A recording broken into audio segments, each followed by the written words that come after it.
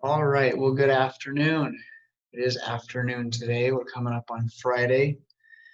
Welcome into the webinar, Finding Gratitude During Times of Crisis. Not that there's any crises going on, of course, in our current world. That was supposed to be sarcastic. Lots of stuff going on, so quite a timely topic. My name is Brian. Hello. This is a recording. I don't think there's much of a live audience. However, good to be with anybody watching. So, to start off, finding gratitude during times of crisis. Do a little bit of icebreaker stuff, and I'm going to move my little screen image here. There we go. Why gratitude now? There's a lot of things going on. Again, coronavirus, the COVID-19. There's a lot of emotions going on nationwide, worldwide, in communities, cities, not in that order, of course, necessarily, where we're just seeing a lot of unrest, a lot of charged emotions, and for many good reasons too. So with why gratitude now, just some facts to take a look at some things briefly. What better place to start perhaps than antidepressants? If I'm not feeling happy and grateful and appreciative of life, of course, it's easy to be depressed or feeling down or blue. Many ways we could put it. Antidepressant use, like it says, among people aged 12 and older between 1994 and 2006 increased by about 400%. I don't have offhand any specific number as far as how many prescriptions that is. However, that's a significant boost and increase in antidepressant use. Some more things with that. Oops, there we go. Antidepressants between 2005 and 2008 were the third most common prescription medication taken by people in the United States. Pretty significant finding. We could get into more of that. There's a lot of news media and research from that time period to back that up. If you want to take a look, feel free to do some investigation. And yes, I am starting this off on somewhat of a kind of depressed or heavy note on purpose. I'll tie it in, I promise. Some other facts: 1 in every 10 people in the United States take an antidepressant. As of June 15th, or this Monday, US population was estimated to be at about 330,917,584 people. So 10% of that, or 1 in every 10, would be just over 33 million people. Quite a few taking antidepressants.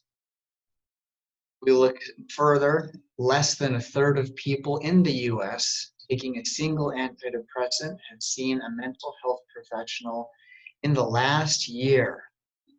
Quite a staggering statistic, to be frank, and to consider in the term of that number, just over 33 million. Under a third of 33 million, so easily less than, or around 10 million at best, perhaps, seeing some sort of health care for depression and related symptoms. More than 60% of people taking antidepressants have taken it for more than 2 years, while 14% have taken for more than 10 years. Not very many, of course, at all. If we look at the long term, if we look at the short term, quite a few, which I think says a lot about how we view mental health, how we view feeling difficult feelings, or even feelings in general, to be frank. Keep that open. Lots and lots of things to consider. Perhaps, as a thought, that for the most part, we as a society have the idea that mental health is a short-term thing. It's something perhaps that could be fixed. to start out perhaps on that heavy note as well and maintain whatever momentum we may have. Mental health, to bust everyone's bubble and not to bust the bubble intentionally, that we know of, there is currently no fix. It doesn't exist, again, that we know of. We have medications, we've got behavioral interventions and coping skills, social resources, opportunities, and the list, of course, goes on. However, that we know of, there's no official fix to mental health challenges and diagnoses and so on. They can change over time on their own. However, they remain hardwired into the brain.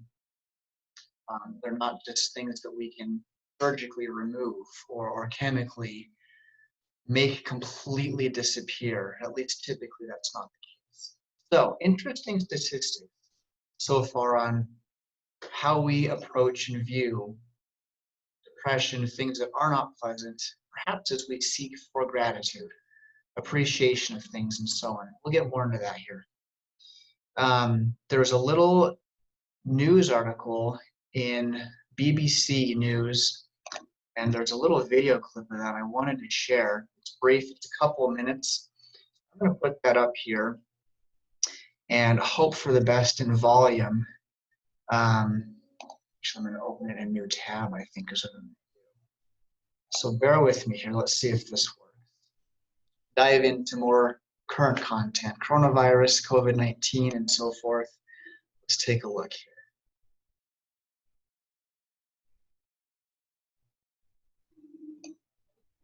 Okay.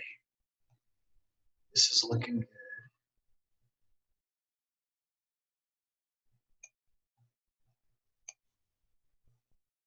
Here we go. Family tradition to drive to that familiar beach house with familiar faces. The pandemic has been described so often as an invisible enemy. The problem is it isn't completely invisible because we see its effects everywhere. Every time you turn on the news, everything on your Twitter feed, people with face masks, socially distanced, nothing about life is normal. Nothing about life is normal. The coronavirus pandemic has taken over the world, and it's not just the virus itself that poses a threat. Our brains and our bodies don't really know what to do with this ongoing strain that really just outdoes anything any of us have been exposed to. So how is our brain processing the pandemic? We are processing this in fits and starts, I would say. In part, we're processing things very well and we're adapting, and people are coming up with all sorts of creative solutions to the many challenges of daily life. And in part, we're just running really scared. We're looking over a cliff that we cannot see the bottom of. And the uncertainty surrounding job losses, the economy, isolation, and fear of getting the virus all lead to stress. When it's a stress that's ongoing, you're constantly aroused. Your autonomic nervous system is going with the fight or flight syndrome, but there's no flight. You end up with your blood pressure higher than normal. It's much more difficult to process, cognitively even, and you find yourself distracted and worried and preoccupied. So all of these reactions are existing simultaneously in your body and in your mind, and you don't know and are trying to figure out how to sort this all out. And then there's the social isolation. We've never had to self-isolate and shelter in place like we have today. And I don't think anybody alive has probably experienced something like this. Prolonged social isolation is definitely detrimental. We need people. We need human contact. And in a world where we don't have that, there is a risk for a number of disorders to become exacerbated. Mood disorders, anxiety, depression and worry are all a function of prolonged social isolation. We can look at other pandemics and other epidemics, and we can make predictions on how well we're going to do. The pandemic of 1918, I mean, eventually people started hugging again and holding railings and shaking hands. Our memory for this will fade as the risks fade. Distance. All right, so taking a look here then, switch back to sharing the other screen here. There we go. So, much said there, quite a bit actually, relevant as well. Part of what I wanted to start with this impressive, the statistics, that video clip and so on, the context being negative, not gratitude, is because if we look at things, and the science supports this repeatedly, when the gratitude and appreciation happens, it's typically because something has happened hard, negative, maybe a mishap and so on, to lead us to that place.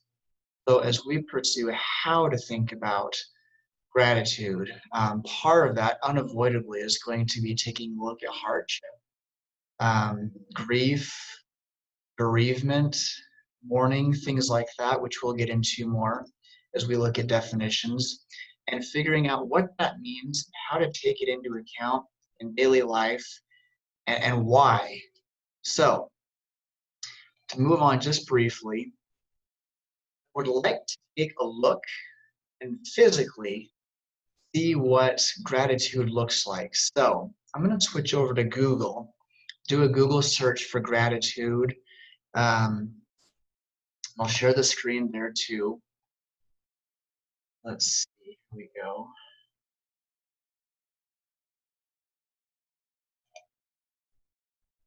There we go. Let's go back to this. So I've already typed in gratitude up here. If I hit enter, let's take a look and see what happens. Dictionary comes up, says the quality of being thankful, readiness to show appreciation for and return to kindness. Interesting. If we scroll down a little bit, some Psychology Today articles. Let's see, Harvard, they've got some listings there. How gratitude changes you and your brain. Good topics, really good insight. The science behind gratitude, 8 ways to have more gratitude every day in Forbes. There's Webster, Merriam-Webster for definitions traditionally. So some interesting and perhaps suspected images, links that is, and images over here. If we look at images quick, lots here as well. A lot of positive, colorful, even kind of calming, neutral themes. If we take a look at the sensory that we're looking at here specifically, not a lot of extremely bright or intense per se, like neon colors and stuff, but a lot more earthy tones, grounding things. Great messages on some of these memes, some of these messages as well. We keep going down. Kids, people, looks like they're relieved or feeling some sort of freedom. Winnie the Pooh and Piglet, kids, themes, classic as well. Example of appreciating gratitude in life, Winnie the Pooh and Piglet. And we could keep going on and scroll down further and further. If we take a look, that's gratitude, just the word. If we take a look here at let's do that. What does gratitude look like? Let's see. Similar sorts of findings. Okay. Gratitude in an unappreciative world, 10 things grateful people do differently. A lot of themes on behavior. If we look here as well, similar, not quite as colorful as the last search result, but we can see there's not a lot of negative things here, frankly. We go to shopping out of curiosity. cherry blossom, gratitude definition. A lot of very similar themes again. So doing that for a reason, I'm going to switch back over to the PowerPoint here then. It's fascinating that if we will take a look to see what does gratitude look like, we see a lot of positive things, and that's not unexpected, I don't think, per se. Reflecting on that, though, being gratitude often looks very good. But what about not just the picture of gratitude? What does it take to get there? That would be at the heart of finding gratitude during times of crisis. Let's take another look at the next page here in just a moment. But with that Google search, as a last thought, 3 key terms: expectations, realistic, and validation. And perhaps as we go throughout this webinar, if you'd consider what expectations might we have individually for being grateful and gratitude? Do we expect it to just kind of like a magic wand poof appear? Do we expect others to make us gratitude? Do we seek entertainment to make us feel grateful and happy and relieve things? None of those things I'm saying are wrong. Simply, what are our expectations for gratitude? What mental images were we raised with for gratitude, for what it looks like, perhaps on more of a national level? What does the American dream look like? What are those expectations? Is it realistic? Bring in the other word here, to achieve that anymore. What is realistic in terms of finding gratitude and being grateful? And then validation, is it enough? When I'm grateful, is that experience enough to drive home what I've learned to get to being gratitude? The things I had to experience to become grateful. Let's take a look with that much in mind. I'm going to start defining grief again as we start to bridge more from the context of just icky stuff, times of crisis. Grief, and I'll read this from the PowerPoint. I don't typically like to do tons of reading from PowerPoints, but here we go. Grief, from the APA Dictionary of Psychology, is the anguish experienced after a significant loss, often distinguished from bereavement, or losing a loved one to death, and mourning, or feeling and expressing grief following the death of a loved one. Not all bereavement results in a strong grief response, and not all grief is given public expression. Well, that disenfranchised grief sometimes. Grief often includes physiological distress, separation anxiety, confusion, yearning, obsessive dwelling on the past, and apprehension about the future. Intense grief can become life-threatening through disruption of the immune system. We'll visit all these shortly. Self-neglect and suicidal thoughts. Components of depression, interesting.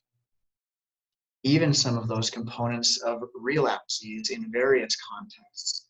Grief may also take the form of regret for something lost, remorse for something done, or sorrow for a mishap to oneself.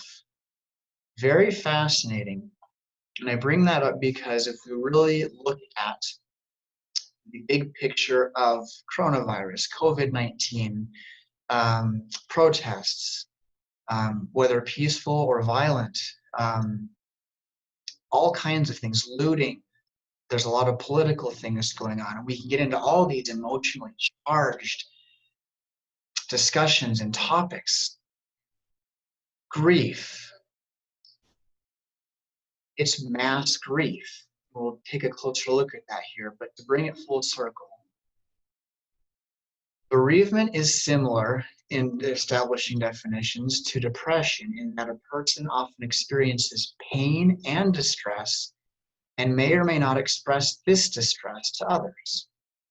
Hard to do with social distancing. Individual grief and mourning responses may vary, of course.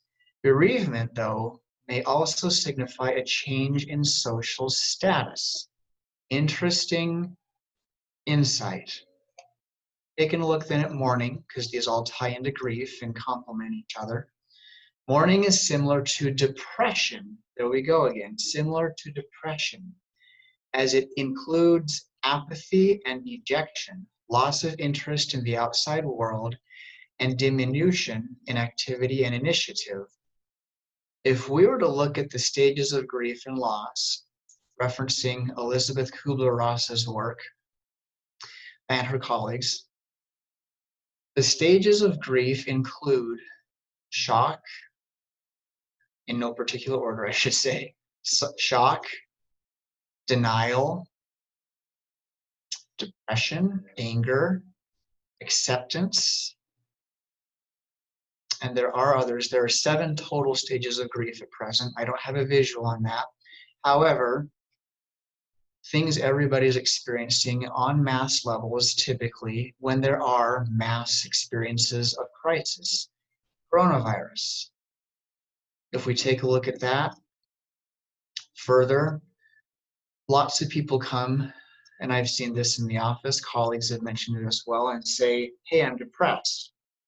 Sure, and is it depression or what is it?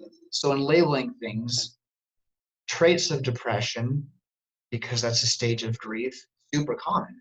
Anger, people acting out or expressing things, perhaps in illogical or unhealthy ways.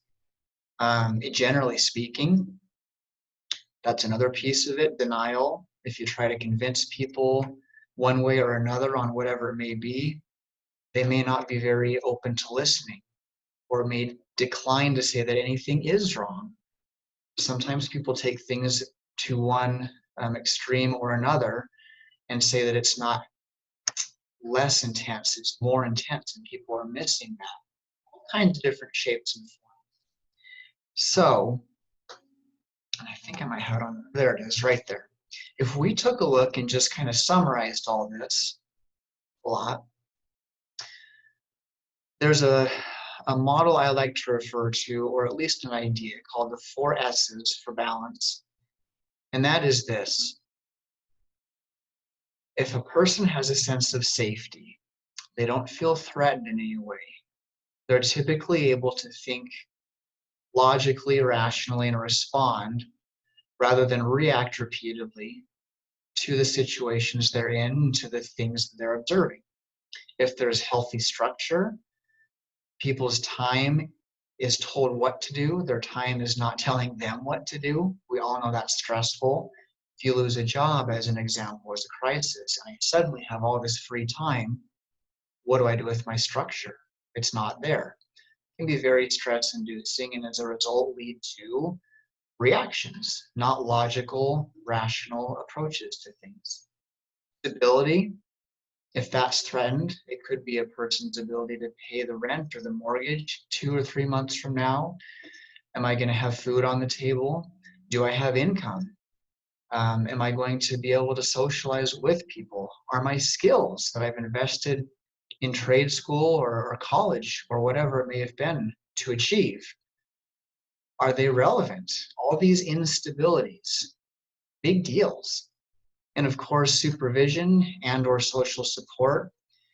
If I'm social distancing, and I like to call it physical distancing, physically keeping space, because socially, social distancing would, I think, imply isolation, which is not healthy.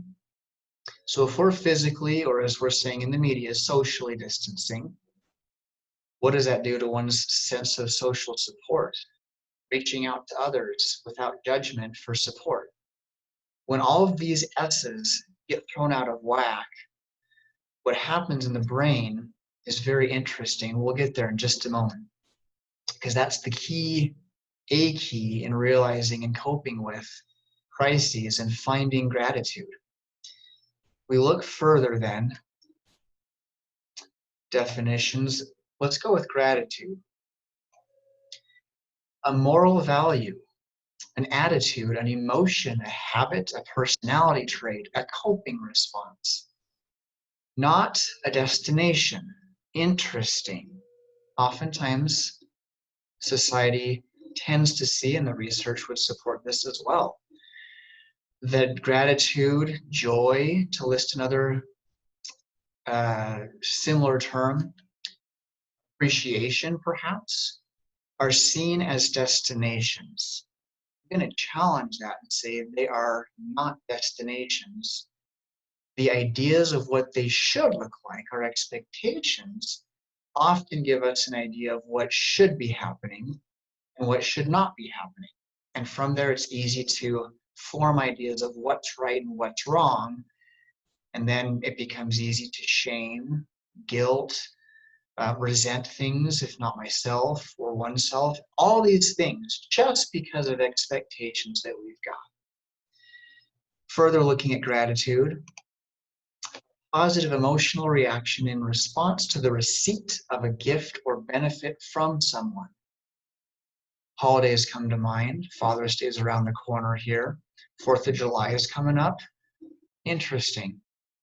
Positive emotional reaction in response, not in reaction to, but in response to the receipt of something that was well intended from somebody else.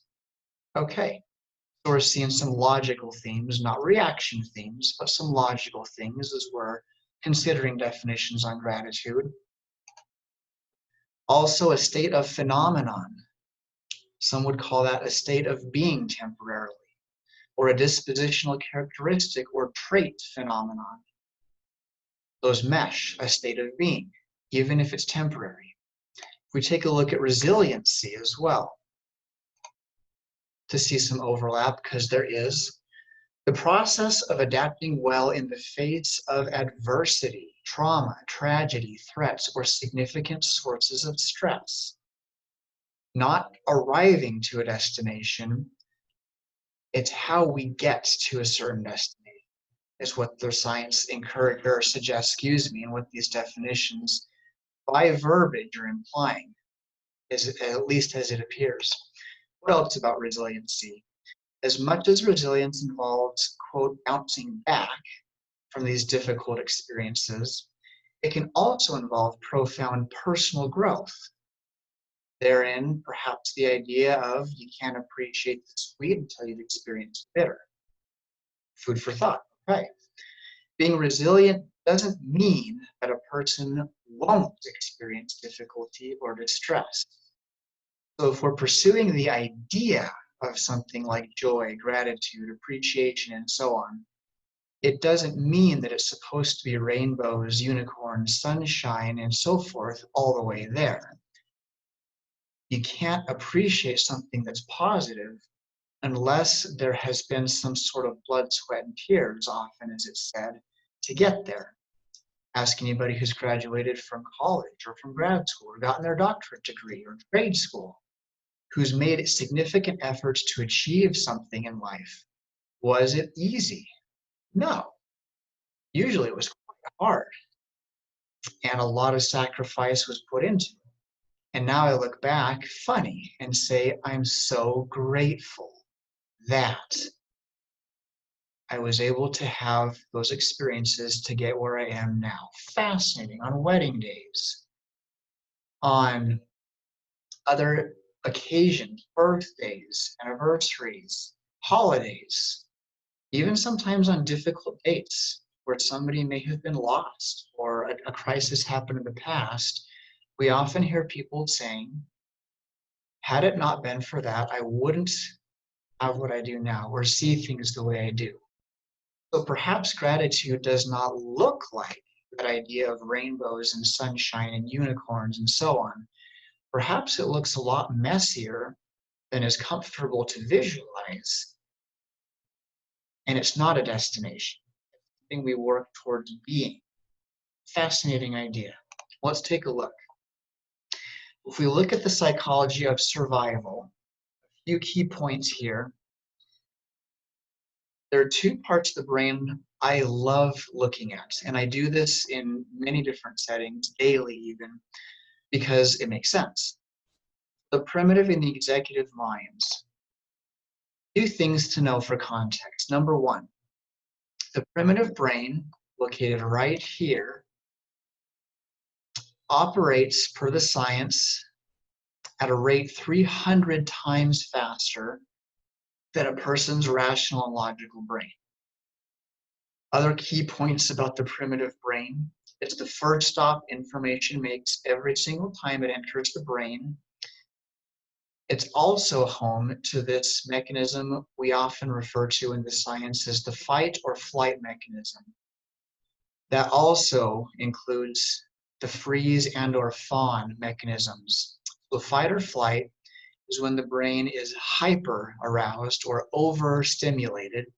Freeze would be when the brain is hypo aroused or understimulated in response to perceived threats, unsafe information, which commonly happens in a time of crisis.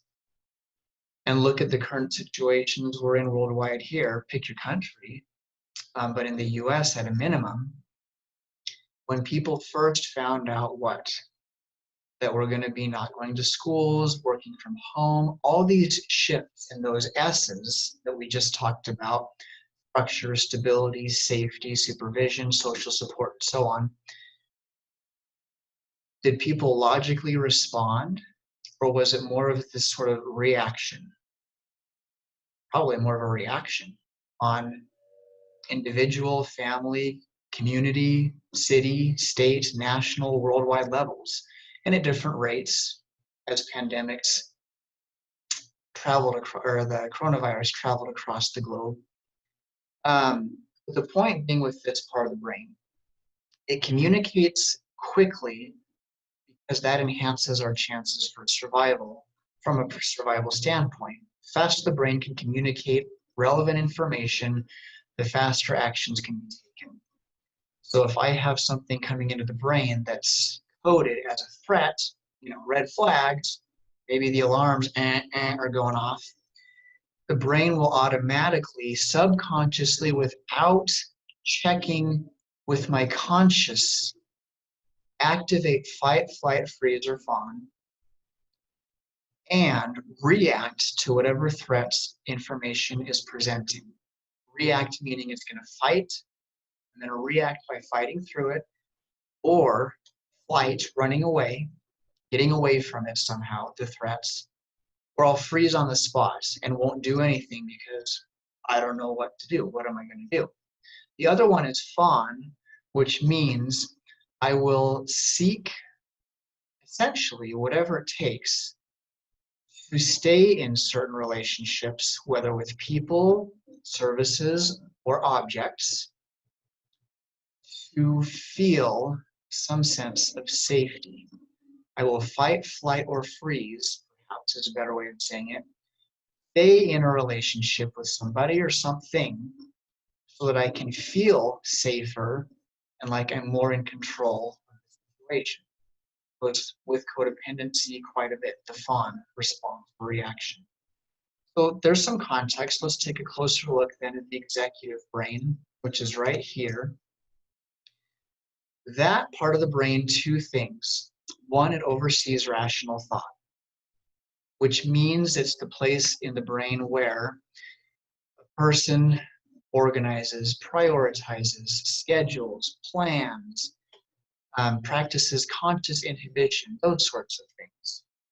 That part of the brain, number two, is not fully available until a person's about age 24 to 25. That is essentially to say, per the science, that before age 24 and 25, or collectively early to mid 20s, if we're considering periodical brain development, people are not able to function from their, from their primitive, or their executive brain, excuse me. So if we go back, they're able to function from the the emotional, the primitive brain only, which means they do not have their independent ability to be logical, rational, to plan things, prioritize, organize, schedule. They can't do it independently. So anytime information comes in, because it goes to this part of the brain first, a person will naturally react to it. And that's what we see in kids and teens. Something fun happens, do they respond? No, not typically. They react to it, whether positively or negatively. A key part of this brain as well, from that primitive brain, people can copy and mimic the things they see grown-ups doing when grown-ups use their rational brain, that prefrontal cortex right behind the forehead. Fascinating. So I cannot use that part of the brain, that executive brain, completely until about age 24, 25. Interesting, when do people go to college to learn how to utilize that part of the brain? Late teens and early to mid 20s, exactly the time period when the rational brain, executive brain, is starting to come online and develop. That's the last part of the brain to develop as well. Fascinating, fascinating stuff. So taking a closer look, why is it so easy to focus on negative crises, mishaps, all those things in life? Well, first of all, if the brain was programmed to focus on just the positive, if we go back hypothetically to a caveman scenario and you've got cavemen sitting around a campfire and one of them notices a saber-toothed tiger is stalking them as dinner, if they're sitting there and they go, oh look, saber-toothed tiger, big deal. The fire we're sitting around, it's warmer. It's much more important. Let's enjoy this pleasure around the fire that's warm while we can before the fire goes out. No, it doesn't work that way. It's, oh my gosh, we've got to do something to stay alive. So we're going to fight, flight, or freeze, or fawn somehow to survive the threat this saber-toothed tiger is posing. Good. If the brain focused on the positive, naturally, survival, per the science, would be difficult. Since the brain focuses naturally on the negative, survival is enhanced and enabled. Makes sense. When people get into a mass sort of crisis, like we're seeing with many things right now, what tends to often happen is a herd mentality, or everybody gets into reaction mode to some extent, severity, and or degree. And they don't consciously do it. It just happens because we're reacting to this big crisis situation where none of those S's are balanced. So the brain detects threats repeatedly and everybody feeds off of each other as we're going through this crisis together, meaning we all react together. If we think about a pond, if you had a huge circle of people standing around a pond and everybody was throwing rocks in the pond, different sized rocks at different rates, the pond would become very tumultuous and unsettled until people stopped throwing in rocks and stuff like that. When people get into that herd mentality and everybody else is doing it, and we feed off of each other, not consciously by logical choice, we just do it because herd mentality, we're all reacting together. This is what it often looks like. We get all kinds of things like vandalism, looting, things that are not logical or healthy. In the moment, people aren't thinking about the repercussions and the consequences because their rational ability is hijacked. When that primitive brain kicks in and says, threat, you need to react to stay alive, fight, flight, or freeze, a person's ability to be rational and logical is physically compromised short term. If and when that short-term survival tool is prolonged because there's no return to normalcy or sense of balances with those S's we talked about, that's not normal. And very intense, charged emotions tend to surface, accompanied by very intense, charged behaviors. It makes sense emotionally because we're not returning to have the two brains connect and start to process things. This is why trauma comes up. We're not processing things with the logical part of our brain, and it becomes a problem on multiple levels. One of the symptoms of that is unhealthy past and future thinking, or persevering in one's thoughts automatically without trying to on the past and or the future.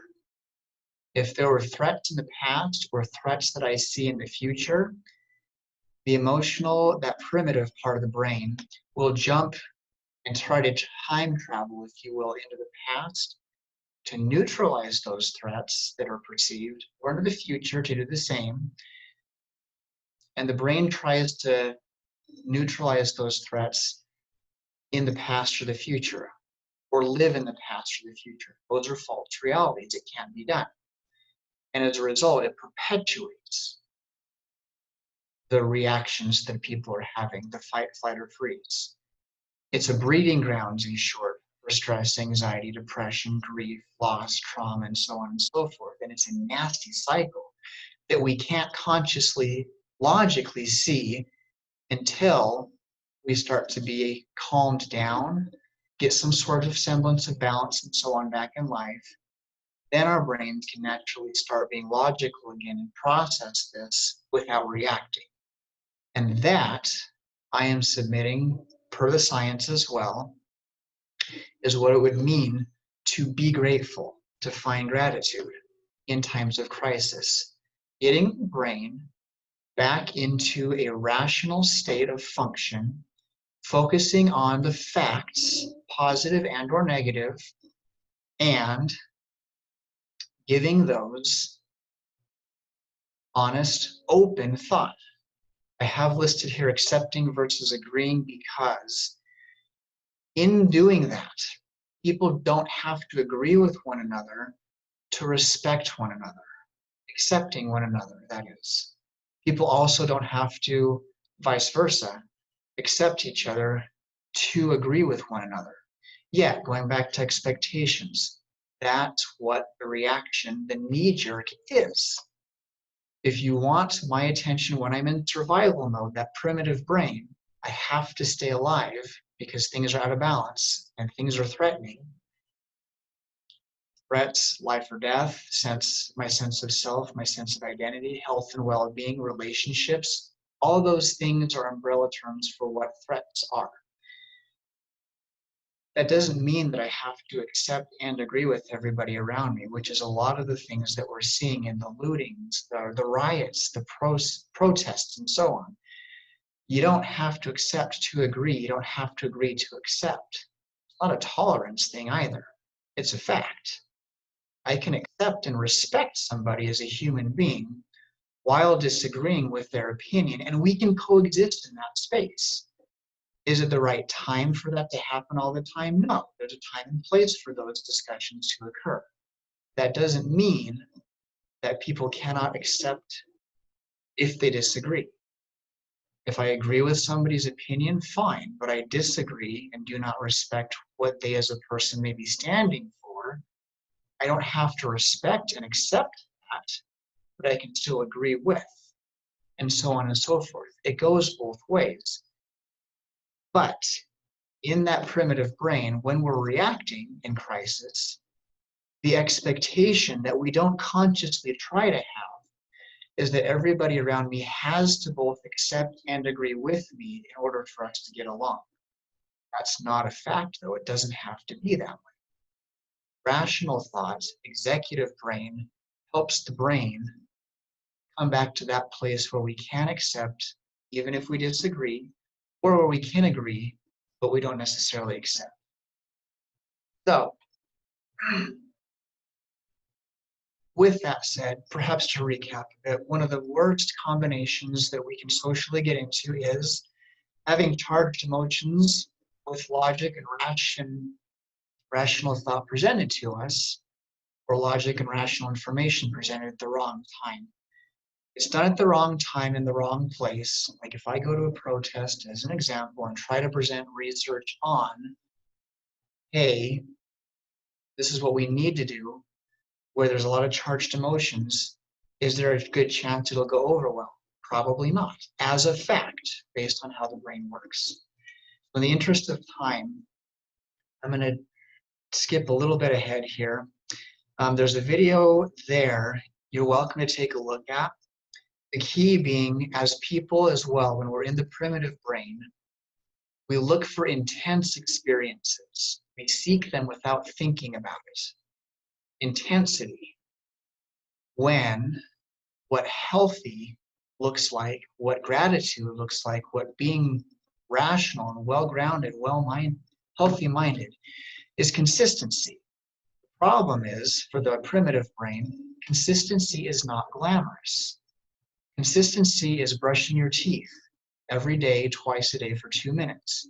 Consistency is showing up to work on time, even though I don't get praised for it. Consistency is not on the tabloids. Consistency, even for the research, is what makes the big difference. Doing healthy little things over and over and over again that bring me towards a goal or an idea that I'm committed to. If gratitude is something I'm seeking, if I am consistently doing logical, rational things, small things over and over again to get there, that can work. But if I just do them and then stop and say that didn't work, you're absolutely right. It's not going to, because it wasn't consistent. So, in brief, to take a look at what to do to pursue gratitude. Dr. Laurie Santos of Yale University, I said that funny, Dr. Laurie Santos of Yale University, he is the one main person credited with the creation and implementation of Yale's most popular class in history. It's called The Science of Well-Being. People can take it online for free, or you can pay about $50 to get a certificate saying you took it. But it explores, the science of how to be happy, not what to do to be happy, although that's a piece of it, but how to be happy, how to think about happiness to get there. So perspective being a key point there. Here we've got a Muller-Lyer illusion. If you look at those two lines, the vertical ones, would you say they're equal in size or different in size? At a glance, most people say they're different in size. But if we take a look, they're exactly the same. Fun image, but fascinating. What does that have to do with gratitude and finding gratitude during times of crisis? Well, things aren't often what they seem. And it's worthy to do one's research and homework fully before venturing to just react and so on and so forth. Does that take time, and is it uncomfortable to do that research? Yeah, absolutely. It means patience, not just reacting. It also means getting the brain grounded so I can rationally start responding to things rather than just reacting to them over and over again. And as people start doing that individually, that's the key. Then the herd mentality starts to become dissolved. And as more and more people individually start to, this would be a more rational, logical thing for me to do, as they start doing that individually, others start to notice and to follow suit. But again, to say it differently, allowing people the time and space they need individually to work towards those aha moments is critical. If you try to force it on somebody, they're probably going to react more. The best way to address gratitude on a mass level is to practice it and seek and pursue it as my own state of being on my own. And if somebody wants to come with me, great, let's do it. On that note, is learning half the battle. Once I realize something, can I suddenly do it? No, not necessarily. And that's where the G.I. Joe fallacy comes into the picture. Just because a person knows something does not mean they know how to put it into practice. Knowing something is not enough to change a person's behavior. I've got to do something about it. As difficult as that may seem, that's the fact. Some ask, do I have to fake it till I make it, or how does that work? Well, sometimes, yeah, it's okay to physically go through some motions. Does that mean that verbally I have to say, Yeah, I'm doing great when I'm not. Of course not. Perhaps the response might be if somebody says, how are you doing? You know, I'm trying to figure that out. That's a great question. And I would love to talk to you maybe about it some other time, but right now I gotta go. I've got things to do. Um, Text me, stuff like that. Or, maybe an answer. I'm just trying to figure that out. I'm not sure. But I can get back with you if you'd like. That's okay. It's okay to do that. Sometimes no answer is best. I don't know that I would lie about it, but there's okay things to say to communicate that I'm not in the right place to talk about that, but I am working on it. And if that's the place you're in, that's okay. That's okay. So faking it till you make it, not necessarily in the context I think we envision it as. I can still be honest and not be okay as I'm working to figure out how to rebalance my life and how to restore my logical thought processes rather than in being stuck in reaction mode all the time. So, some thoughts: how to foster gratitude. Being lighthearted, and I'm gonna look at my notes. Finding common ground with oneself, with others, where you can laugh. It could be jokes, could be sharing embarrassing stories, it could be watching humorous video clips together, and a host of other things. It doesn't necessarily matter entirely, so long as it's a healthy connecting thing that's lighthearted, that's connecting us. Being deliberate about what we consume. Set boundaries for how much social media you consume, and a lot of this is referencing Dr. Laurie Sandfield's work. It's easy to become overwhelmed because of how much information is out there in the media. Avoiding media burnout is a huge thing. If we give ourselves a time limit daily about how much media time we allow ourselves and decide beforehand which outlets we'll access, setting a time in the evening when you'll set your technology aside to let yourself and your mind unwind for all that information that inundates us on our phones, our tablets, our watches, our computers, constantly throughout the day. Those are great practices to pursue. Being mindful about what you're feeling as you consume media. Watch your chest and shoulders. Notice when you have cold, clammy hands or when you have short breathing. As I notice those signs of anxiety and stress, maybe it's a good time in that moment to take a step back, turn it off, and come back and visit it later because it's going to recirculate anyway in the news. Giving yourself space from the things that activate anxiety and stress. Intentional space. Routines and rituals, morning and nighttime routines when I don't allow myself to access those. The point being in the brain, trying to upregulate the information about positive news because positive feeds positive. There is a hashtag COVID kindness that people have been using to outline and focus on the positive during coronavirus. So avoiding news as needed, it can always be accessed later again as it recirculates. Being self-compassionate, that's a huge one. Being empathetic with oneself, being kind towards myself, not being super critical, not being super judgmental towards myself, allowing myself to have the feelings. Maybe I journal about them, to get them out without hurting other people, without further perpetuating that tumultuous pond effect as everybody's throwing rocks in it because they're reacting to the crisis. Those sorts of quiet things where I am allowing myself to have those feelings and react and respond to them, but in a healthy way as I work towards having rational ability on my own again. Put your oxygen mask on first. If we take a look at the airplane industry and use that phrase as an example, find time to take small breaks. Take 3 or more conscious breaths when you can practice belly breathing to calm your central nervous system. You might reframe what you're doing as positively as you're able to based on the facts. This improves a person's ability to upregulate the brain positively towards that logical place. and to upregulate, focus more on the positivity that would encourage gratitude within yourself. And it also improves resiliency over time.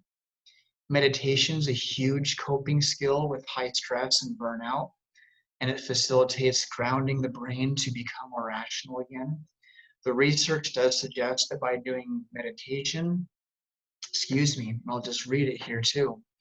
You can feel compassion without the empathy, or you can feel compassion and kindness without the emotional burnout that comes from feeling other people's emotions, and that's critical.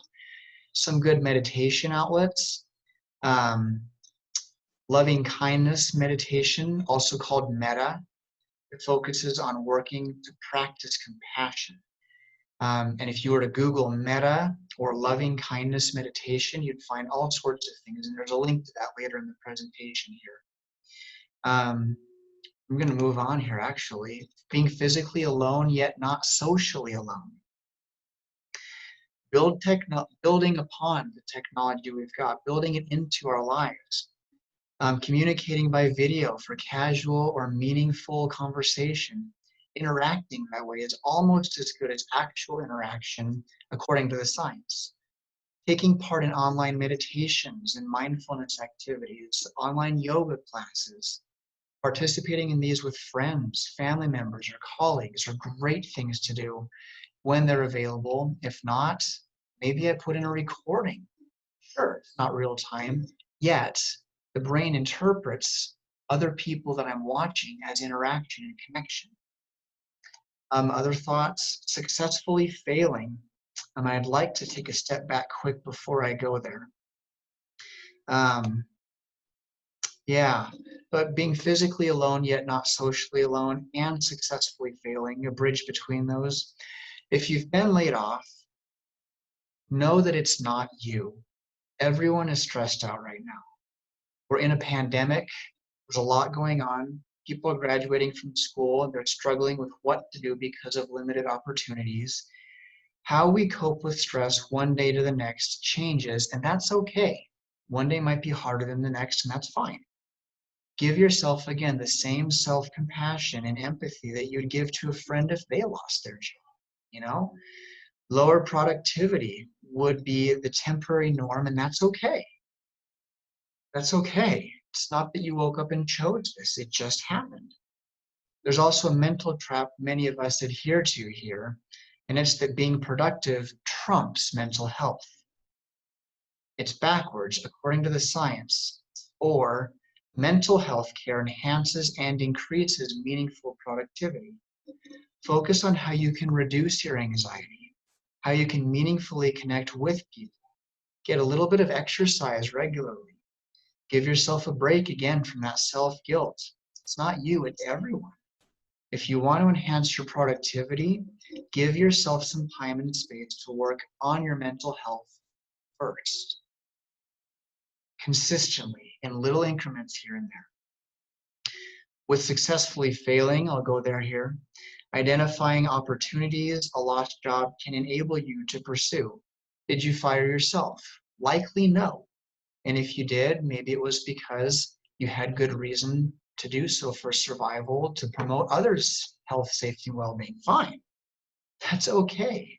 The pandemic is not something we chose necessarily to just wake up and pursue. A lot of times, I will say, and it's true, losing a job, a loss of a job is a horrible thing. And I empathize, I've been there before. Perhaps though, as food for thought, what did you like about your job? What did you learn to value? Of course, we will get through this.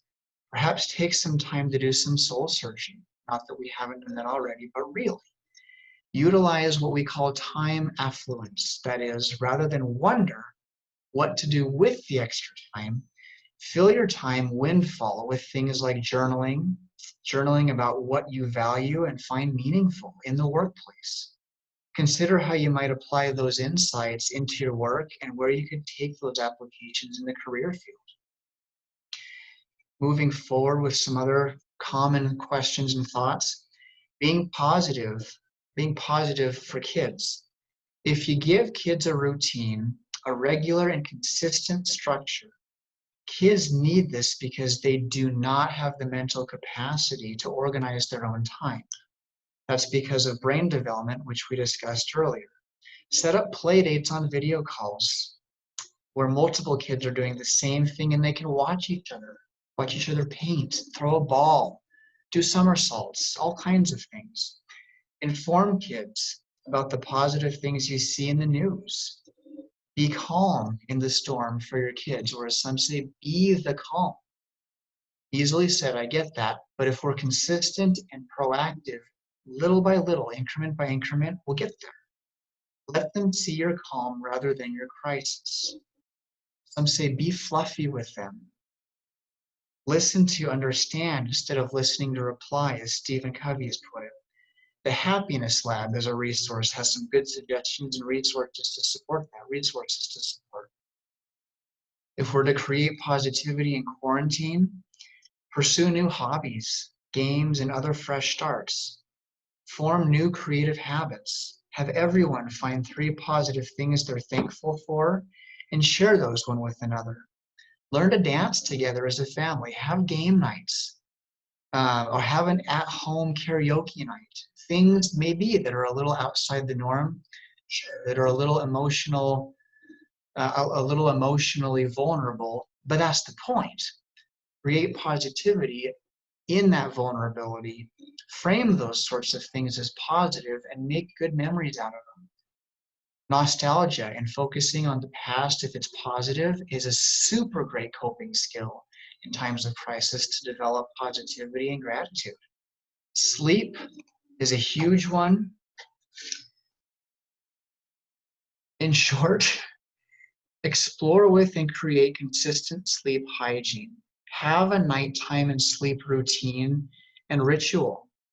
Establish a ritual that you will follow before you go to bed that gives people a sense of control and reduces stress and anxiety naturally as a result. I don't have to think about it. I just pursue the idea of staying on track. I can control that. It reduces stress significantly because I can control when I brush my teeth. I can control how I drink a glass of water.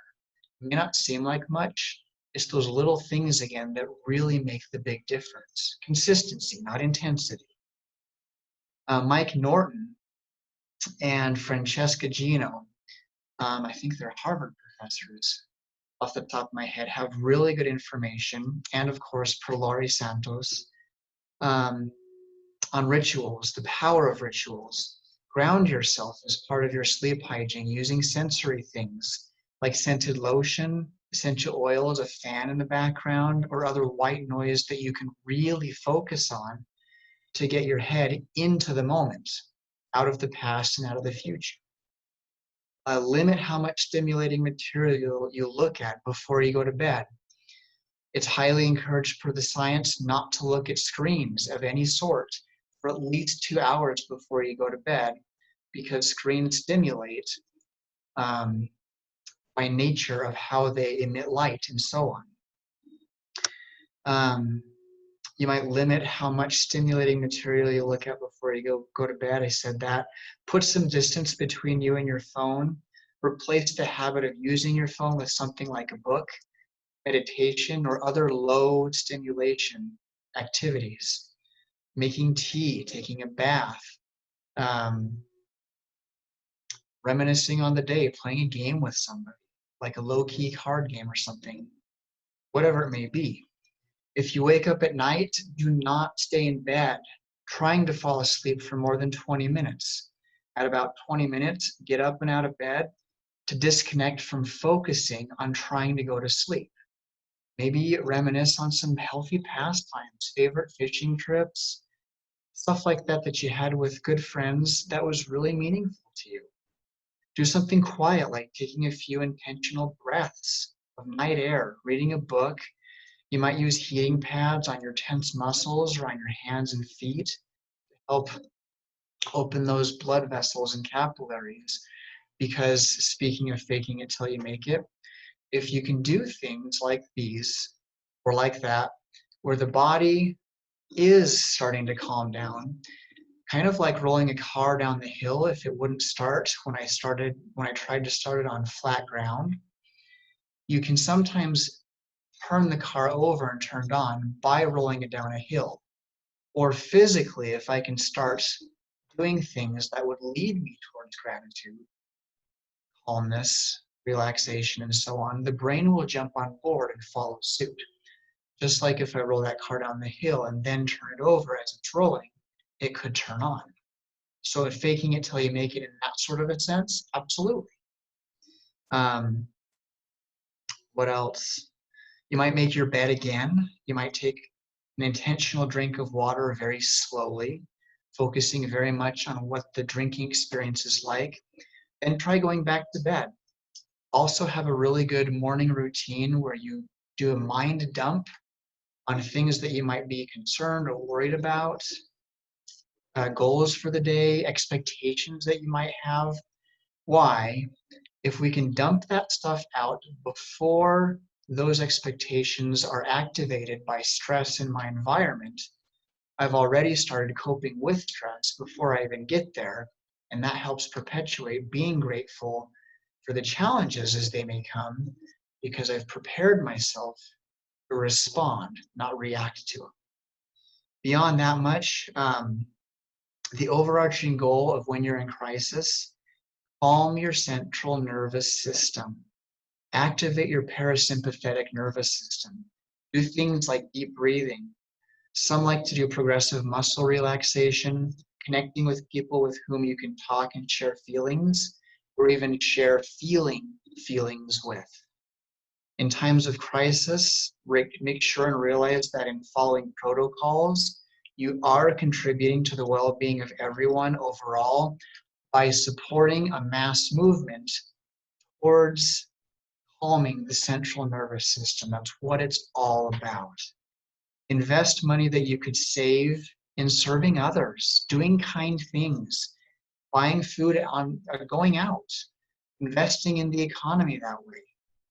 Things like that do help and cope with stress. And since we're not spending money on the same things in times of crisis, for a number of reasons, economy shuts down and so on, for some and for many, it's not unrealistic. Use the means I would have otherwise for other things. So, on those notes, here are some apps, some books, some podcasts as well. There's a lot more than just this to help support calming that central nervous system, reconnecting with the rational part of the brain from the emotional brain, and working through it proactively. As I start doing those things, whether or not I realize in the moment, people look back subconsciously and the brain says, you know, I did that. I did something proactive and I can own that because it's a fact. That then starts paving the way for having gratitude, being grateful, and finding those difficult emotions that seem to just disappear because I build on the negative and allow myself to be in the moment and make meaning of the negative stuff that's going on. That's how to find gratitude in times of crisis. I hope this has been meaningful. I would strongly encourage taking a look at some of the things, that we've shared for yourself and or for others. I would say I appreciate tremendously everybody being here, and all the best to you. Please do your own homework and research, and we're here if you need to reach out. Thanks again, and have a great one. Bye-bye.